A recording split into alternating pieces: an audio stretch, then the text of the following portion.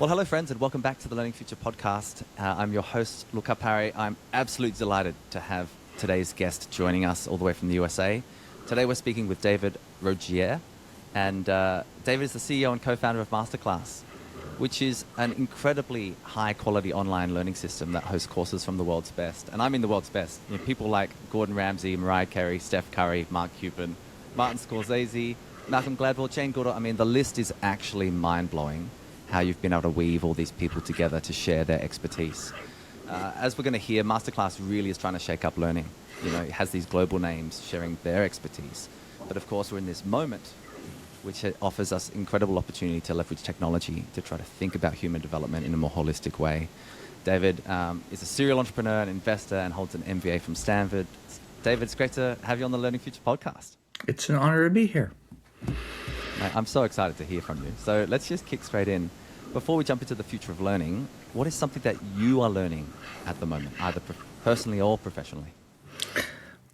A lot.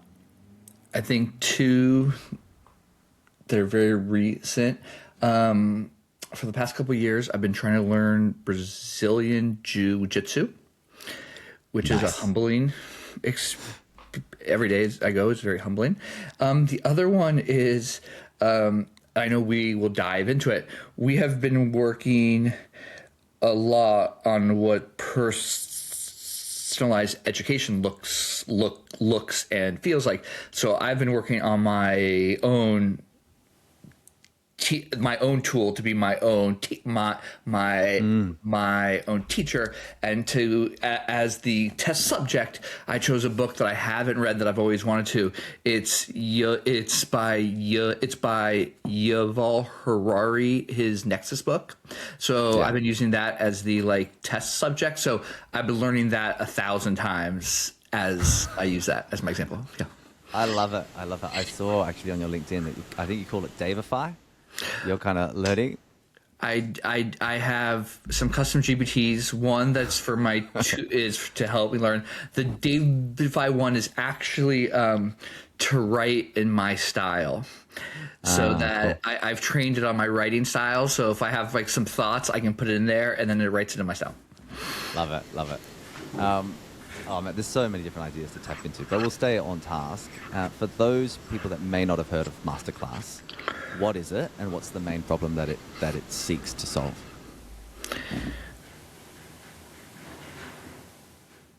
I started MasterClass because education changed the life for me and my family. My grandmother escaped the Holocaust and instilled in me that education's the only that someone can't take away from you. So I wanted MasterClass to become that. So it lets you learn it lets anybody learn from the best in the world, but it's to learn things that can actually transform your life. And that's what MasterClass tries to do.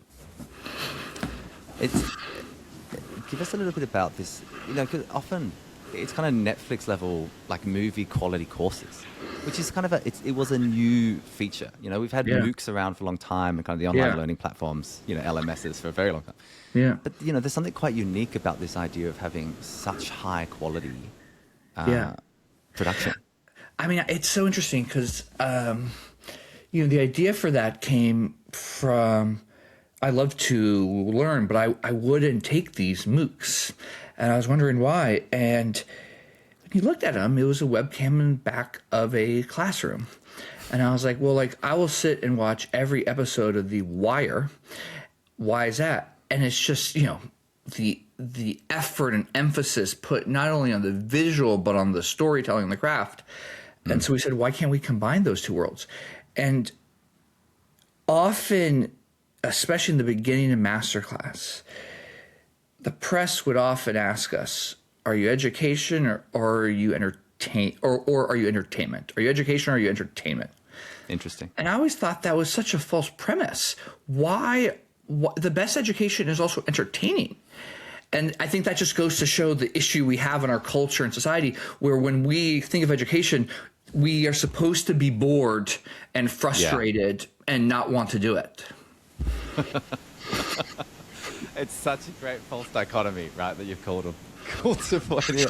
the worst place, if you're a teacher listening to this, an educator, and you're in your own lesson and you go like, gee, this lesson is pretty boring. And you're the architect and the deliverer, and so there's absolutely this idea of engagement, as I think we're seeing young people vote with their choices now increasingly. 100%. What they want to listen to. Yeah. And I also think the role of education has changed. I mean, when I went to school, I was rewarded if I knew the capitals of American states. Right.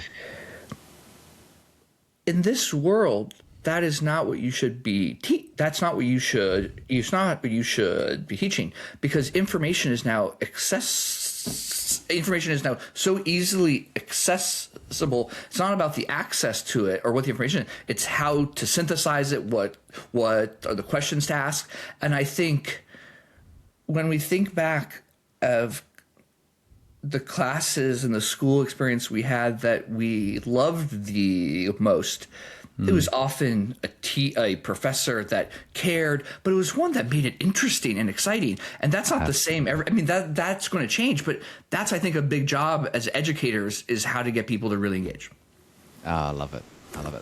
Let's talk a little bit about the future of learning and development now, because you're kind of going there, right? So this whole kind of concept of compliance, or even like an achiever mode, which is low agency, maybe high engagement, that seems to be ending in my view. And so this kind of idea of the explorer mode, which is high agency individuals, I've heard you talk about, I also think, the idea of like a one-person unicorn is a likely scenario in the next few years. You'll be rewarded for how agentic you are, how much value you can create, not just for inert passive knowledge. And so that's the interesting transition. But take us into kind of your view of the landscape and what's changing. Okay, so you have to remember the context I have is in adult education. So in adult education, you have one side of it was just for the love of learning. What we have seen at MasterClass is when there's high stress in the world, high anxiety in the world, high uncertainty in the world, your capacity and threshold to learn just for the sake of I love to learn, it drops extremely quickly. Yeah. And what comes to mind much more is like, hey, I want to improve my life now. So that usually means it can be in health, it can be in mental health, or it can be in your relationships, or it's in work and jobs. And I think what happens in the personal side, on the health side, you start to go to things much more that you can have control or influence on, which means it can be your mental health, your brain health, your gut health. That really happens. On the relationships get strained because all those things in a stressful world, all those institutions that you usually rely on to help reduce your stress are gone. So you put all that pressure onto your partner, which puts additional stress, which is why you want to learn and improve it. But I think one of the biggest transitions we're seeing now is career and work. So I have very strong points of view on this. I think the best way to think about it is probably like the barbell effect, which basically means to me is that careers on one side are going to do well, careers on the other side are going to do well, everything in the center is going to be gone. Interesting. So let's jump into that for a second. If you are a okay copyright, if you write ads on the marketing side as a copywriter, and you are okay to good at it, anybody else now can use AI and do almost as good of a job as you can at a much faster rate. Yeah. So those people who are okay at their jobs, who, like we in school so much have been told, I need to find an area and get good at it. I think that's the wrong advice. I think for most people, if you do that, you are now screwed. And the job losses you've seen are happening in those types of work. What is going to succeed and do well? If you are world class at that thing, so if you're a copywriter and you are top 1%, you are much better than I can be with any AI tool. You are worth more and more valuable because somebody else can't do it, and now you're able to. If you use AI, you are amazingly good at it. The other skill that I don't know if you all felt this, but I felt this way, that I was definitely told to never become, is a generalist. If you are a generalist now, this is your high agency, right? Comment you made. You can do now most jobs with these tools. So, and everybody else is kind of screwed. Now, that is terrifying, but also for people that love to learn, that's what you want to do. You want to learn a little bit about finance, a little bit about education, a little bit about the marketing side. And all of a sudden, finally, it's our time to shine. Yeah. Yeah. I mean, I feel like you're describing me, David, in one context. It's actually why I chose to move into education myself, because I was just so curious. And I won the all-rounder award at high school. No way. Yeah, of course. So I was kind of this deep generalist. And it's kind of a way that I've thought about my own life. And I think this kind of hyper specialist versus generalist idea is a very interesting one to explore. Take us a bit more into this idea of employability. Right? I saw a Stanford study that came out recently. You may know the one that looked at these entry-level jobs, 13% fewer entry-level jobs based on payroll data, which means it's real. It's not just conceptual. And so this idea of those first few rungs of these ladders, the career ladder we've been told to pursue, kind of getting knocked out. So my thesis, obviously, is that it's your learning capability across life that's going to distinguish you from others. Can you outlearn yourself? Yes or no? I 100% agree. I 100% agree with you. So what are you seeing in terms of this in the kind of workforce side that we need to pay attention to, especially when, and then of course take us into the idea of, post-secondary, the tertiary space, the MBA, which you hold, by the way, and my wife is actually studying at the moment. So, but like, what's the value of this? Like, how does knowledge and skill kind of now entangle into agency? Anytime a technological, large-scale tech innovation has occurred, talking from the printing press to the spreadsheet to the phone, there is usually a mass level of people that lose. If you think about it, before spreadsheets, clerks were a big profession. That employed, I forgot the number. I think in the United States, just under a million folks or something like that were clerks. Wow. All of a sudden, the spread. Here comes the spreadsheet, all gone. But this is what's interesting about that group. The need for financial analysts increased. Because all of a sudden the cost to do the numbers you could do and how you could process them actually dropped a lot. So actually now people want to do it more. So it's not that, and if it was net, it was actually net growth. The problem is the people that lost big. So I think your job and our job is, if we are in a profession that's going to lose big, is figuring out how not to lose big and how to adapt. Now here's where it gets scary. If you lose your job because of a massive displacement, the statistics show that over your life, your income will drop by about 20% and stay that way for your entire life. Wow. Even worse than that, your mortality rate in the first year goes up by almost double. It literally causes people to die. And the best predictor of that not happening to you, the best thing you're able to do is get a job within the first month or two after that happens and occurs. How do you do that? To our discussion, you have to know how to do more than what your job is. So if you're able to do a good job on marketing, if you were a clerk who's also interested in tech or in the accounting side, finance, you had lots of jobs. going to. So it's that you have to be able to stack your skills a little bit more to do that. And so when you do that, I think then the role of school changes, because then all of a sudden the role of school is not, if I look at my mom and dad, they were both lawyers. What they learned in school would last them for almost their entire career.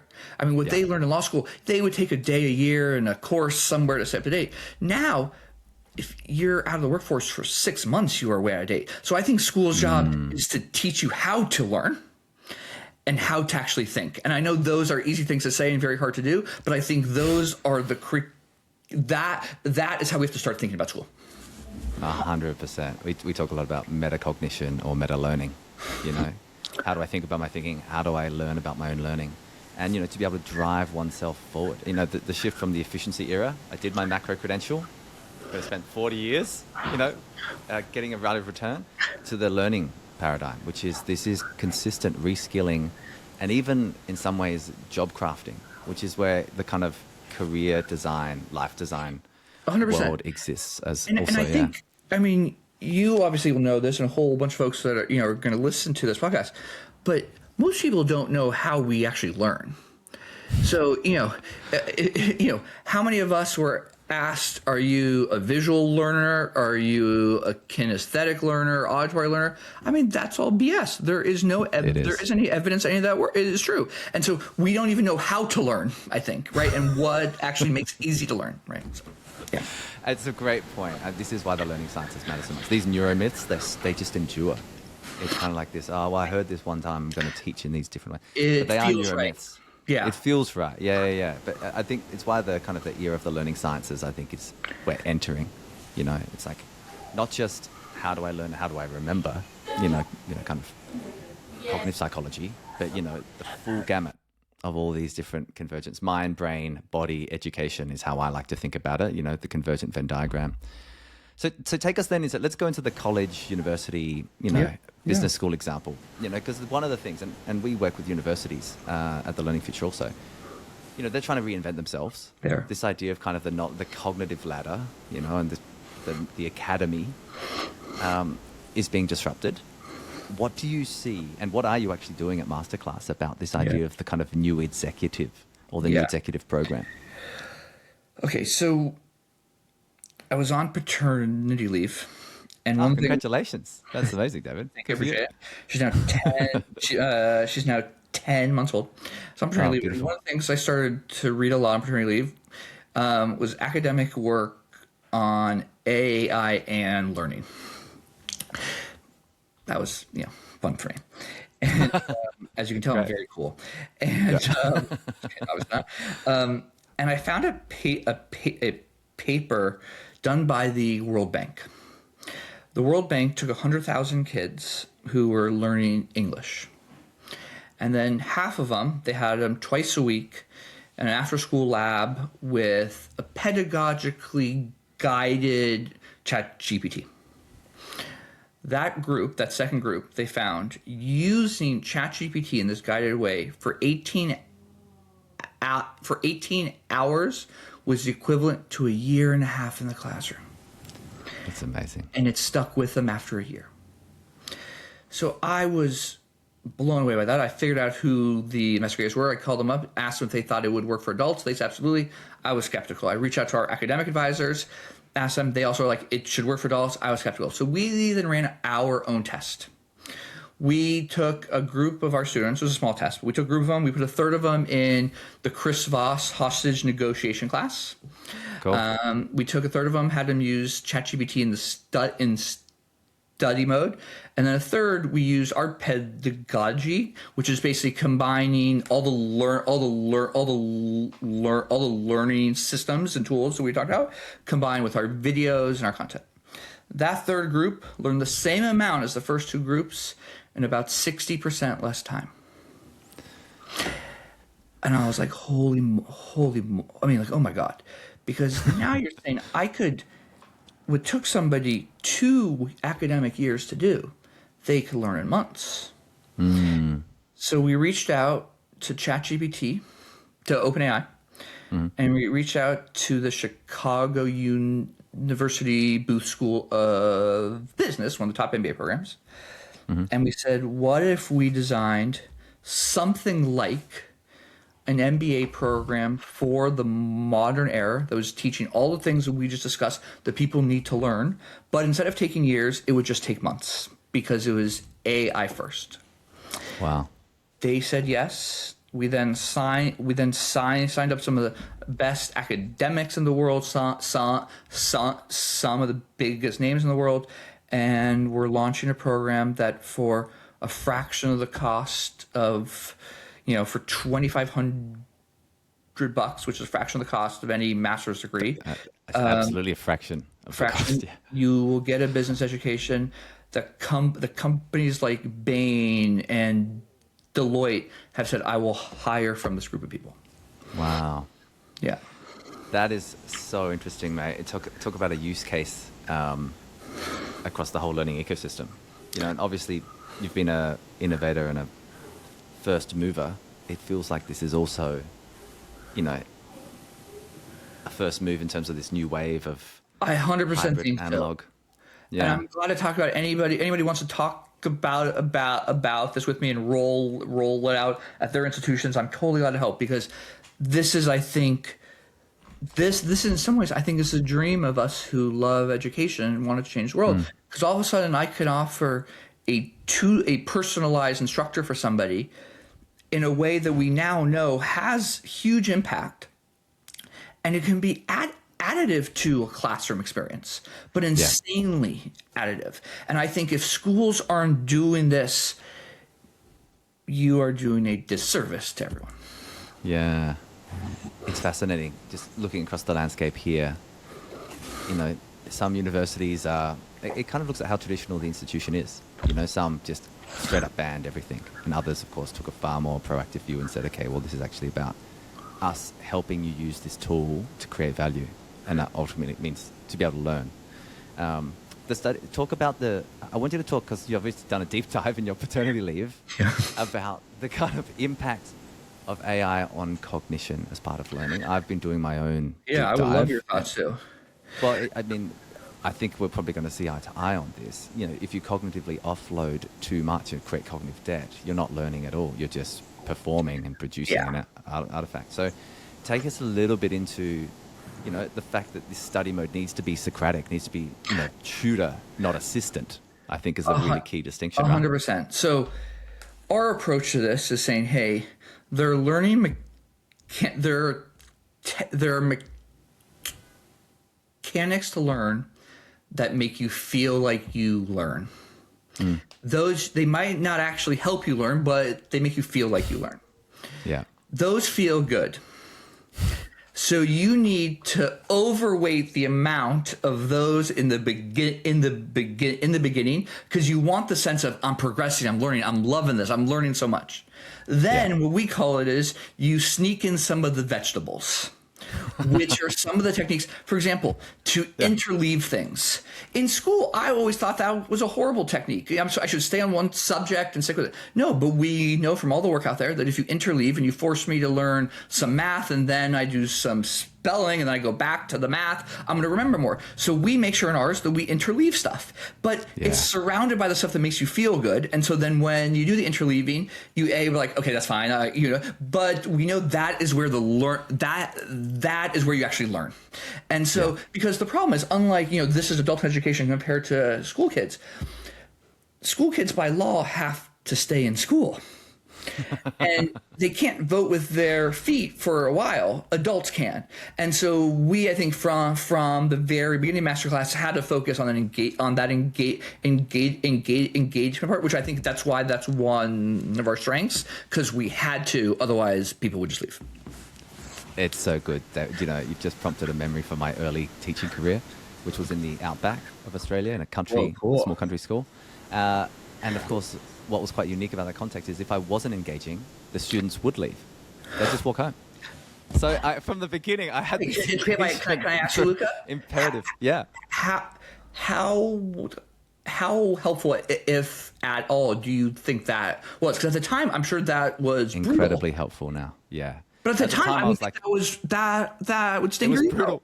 It was brutal. I thought, am I a bad, do I not have any understanding of pedagogy? Am I not engaging? But of course, what it did was help me develop a toolkit where I had to design everything to really capture attention, which is funny because it's also what social media's been doing for 15 years as well. Yeah. But, in the analog space...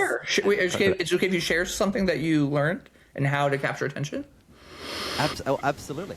So I back to my deep generalist roots, but the whole idea is I would use music, I would use a hook.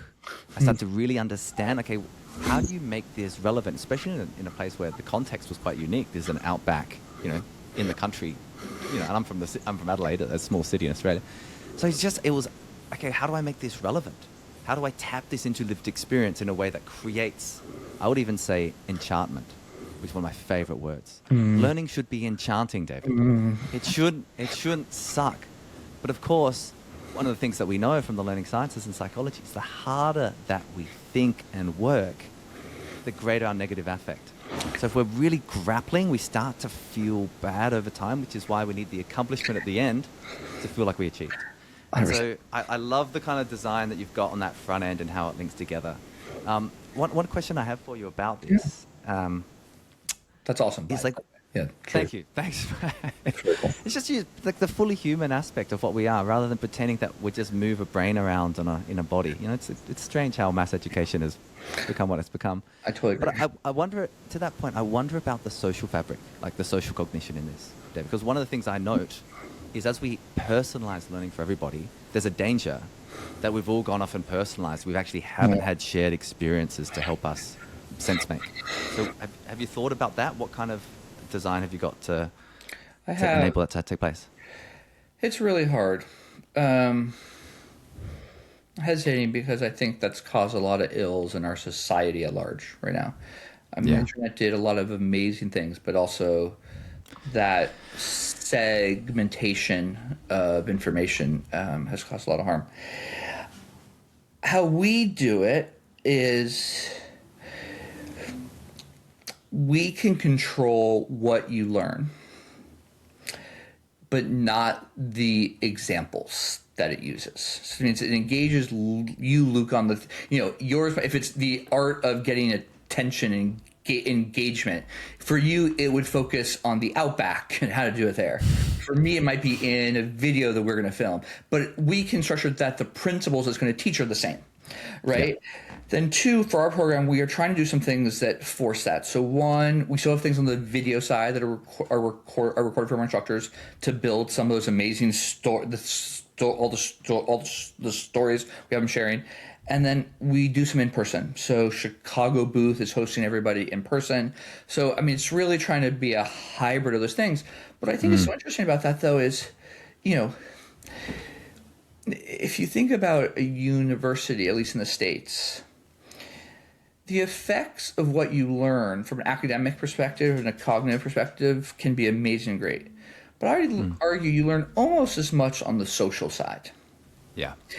But what's interesting to me is universities in the States are not designed for that for the social learning experience. I remember I had a professor undergrad was like, we don't have a comparative advantage in extracurricular activities and clubs. There's nobody here that has a PhD in that, right? And yet that's a big part of it. And so I think what it causes us to think about is like, okay, well, if a lot of the learning is going to happen in a personalized way, when you do bring everybody all together in a group, what are like the things that you could actually design and use to build those rapport and to make it that you learn the most from social interactions? So I guess it gives you an opportunity to actually design for those social interactions. That's that's really a good way to put it. Because often they happen by accident, but of course you can do them by design, and we should, especially because our time is, with attention, people aren't mulling about, wandering around university. People are working there. There's a cost of living crisis globally. There is craft to that and a specialty in that, but that's not. So how can we bring that to this? Yeah. I really like the way that you're thinking about that. Take us into a bit of a speculative future, David, because you're, however many years you are into the MasterClass endeavor, clearly you're like leading in this space, and also you're trying to influence the landscape or the ecosystem. So if I'm sitting here, let's say someone, a child just was born. Well, let's talk about your child, perhaps, 10 months old. Yep. So your child finishes secondary school, in 17 years' time, and they're about to embark upon kind of their next step in learning, in which will be a life full of learning. I would absolutely wager. I Like, hope so. what's the vision? What's the vision for you when you think about the current experience and its deficits and positives, but also the future experience? What do we need to hold on to as we design for that future world? If we do it right, educational institutions will look nothing like they are today. The role of educational institutions will be to make world-class personalized instruction, number one.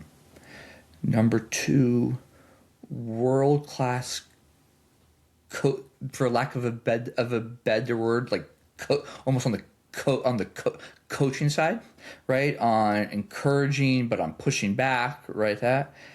And then these all, and then they don't have to be the same institutions. The third is they'll be world class at the in-person experience.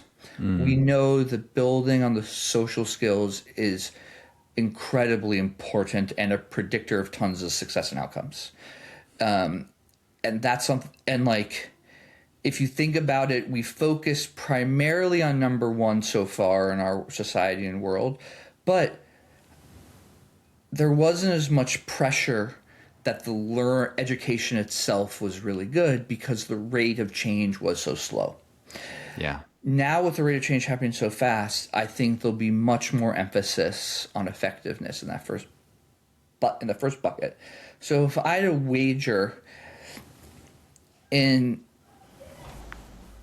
everything happens way slower than you think it should, but I can't imagine why most master's degree programs that aren't in the top 10 in their craft still exist in 10 years.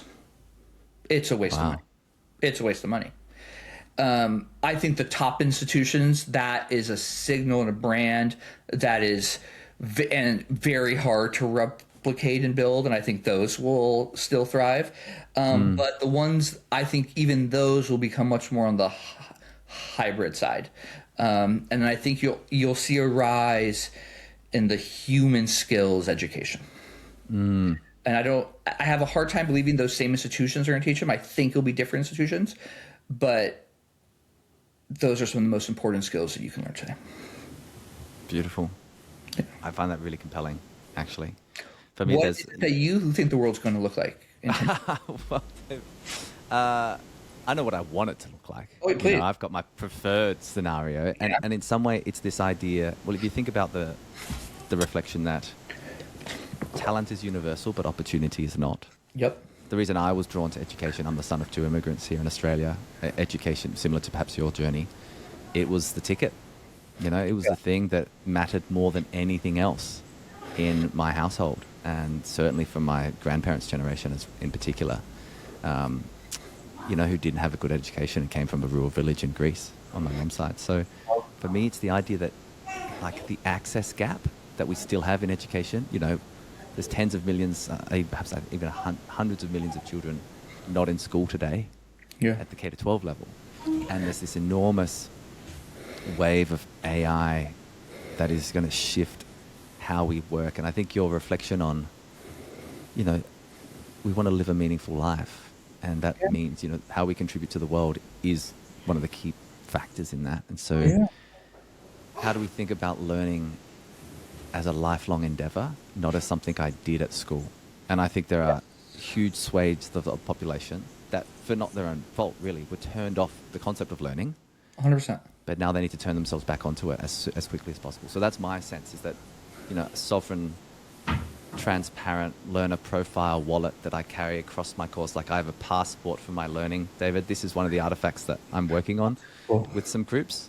The whole idea is, cool, well, here's my passport to get from country to country. Here's my learner passport that shows all the different knowledge, skills with a jagged profile, strength-based, as I try to continually refine my ability to create value while I'm lucky to be here, alive. I think that's so cool. I actually try to put into like ChatGPT what is it you think my biggest gaps are that I need to learn? Now, because it's only exposed to a certain set of things, but that was really interesting to see, right? The blind spots I had, because that's almost the inverse of the passport, right? Of like all the countries, all the how many blank pages do I have, right? That's so good. I actually did it was a Dan Pink version of that. I know he's on your platform too. Yeah. But yeah, he did that blind spot one, and I went through it last week with my team, and it was I'd say 80% like triggering, like it was bang on, and then 20% I think was probably slightly off. But it's just such a powerful thing. It's like, who am I? What can I do? What do I need to know? And I think that's the thing I want to double click on, David, is not what do I need to know. It's like you want to get down to that level of identity, around the habit formation. I am a person who does this, rather than, I read a book one time. So I'm curious in that transformation for sure. Yeah. Love it. Okay, can I push back on that a little bit? Please. I sometimes fear that attaching identity, this is exactly what you said, so I'm pushing a little bit. No, we'll go here. Yeah. Attaching identity to skills or craft can be a constraint on you in a negative way, because you start doing your identity, or you're hesitant to expand beyond that.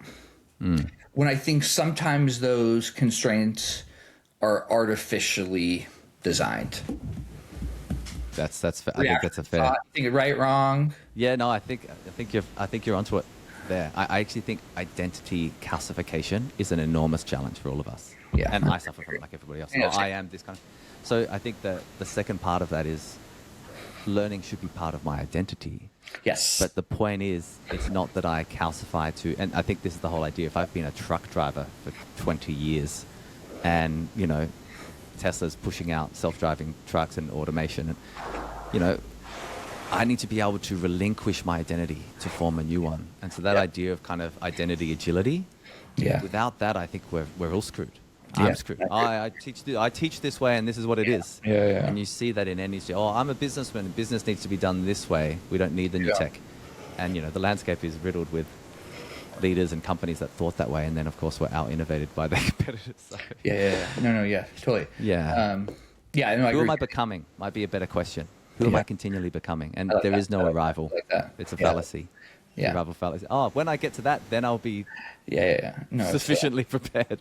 It's a constant process, which I think is why I love your work at MasterClass in particular for that. And goodness me, there's a lot that you can learn on there. So there's a lot you can learn on there. I think so too. So David, just to close this out, what's the thing that I think matters the most to you? Like, why have you chosen this work? You alluded to it a little bit. Education's important, but what's driving you to get up every morning and to continue pushing this forward?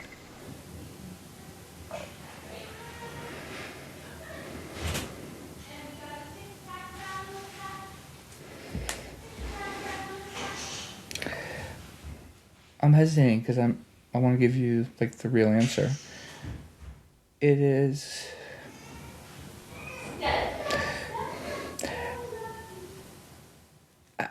I love it. I love it, and I was trying to think like why, and I think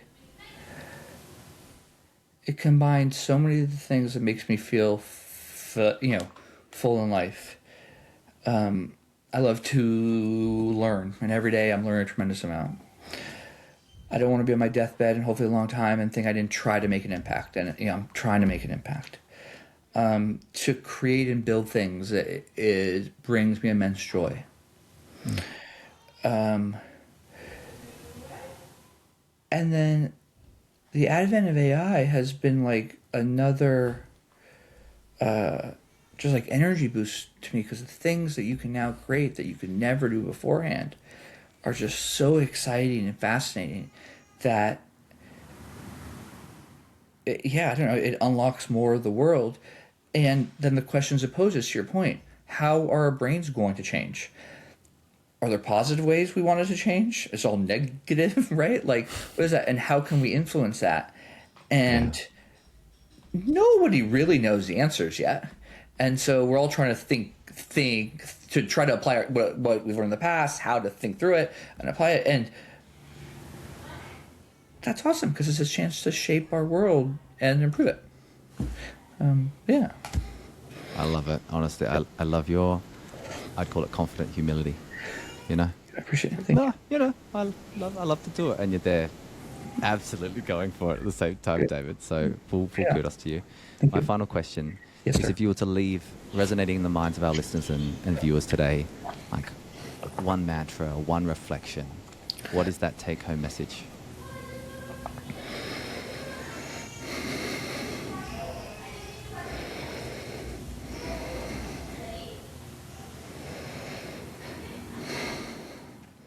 I've been thinking a lot about the words of John Kabat-Zinn of recent.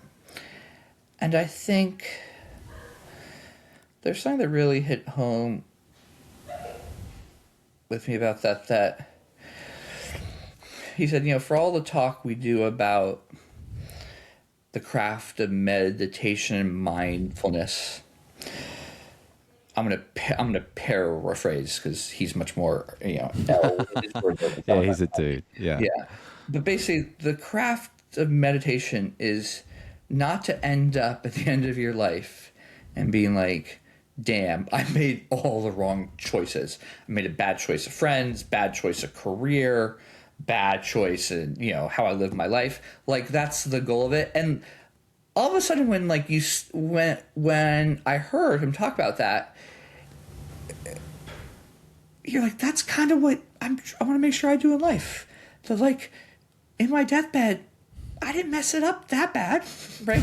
And so all of a sudden, that to me is as a mantra or frame, if you will, like a lot of the stuff just goes into the trash can because on your deathbed, you're just not going to care about any of that stuff.